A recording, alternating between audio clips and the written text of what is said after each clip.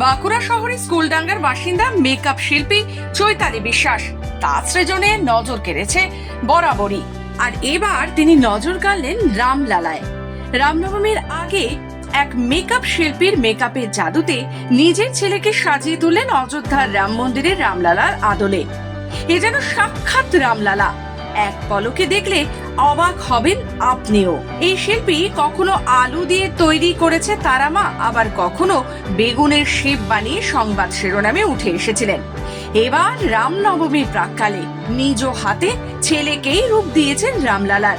এই রূপ দিতে টানা প্রায় 10 ঘন্টা সময় লেগেছে বলে জানান তিনি। মেকআপের কাজ, রামলালার আদলের মুখের অবয়ব থেকে অঙ্গসজ্জা এবং বিভিন্ন অলংকারের মেলবন্ধনে একদম জীবন্ত রামলালার রূপ দিয়েছেন চৈতালি দেবী। মায়ের হাতের জাদুতে এমন রামলালার রূপে খুশি ছেলেও।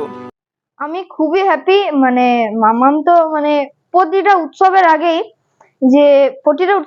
কিছু না কিছু তো অন্তত সাজায়, কোনো থিম, যে পুজোটা আসছে তার আগে সেই থিম নিয়ে কিছু করার চেষ্টা করে। তো আমি মাম্মাকে বলেছিলাম আমার উপরেও খেলবো, কোনো যদি মেকআপ করা যায় আমার উপরে করে দেখো।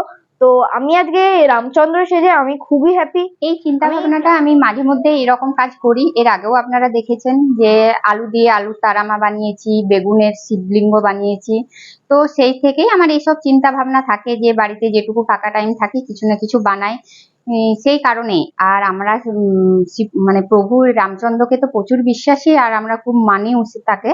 তো সেই হিসাবে এই সামনে রামনবমী উপলক্ষে আমার এই প্রচেষ্টা। আর আমার ছেলে, যাকে আমি আজকে এই রূপটা দেওয়ার চেষ্টা করেছি, সে নিজেও খুব রাম ভক্ত। আর সেই কারণেই আমরা রামচন্দ্রকে তুলে ধরার চেষ্টা করেছি।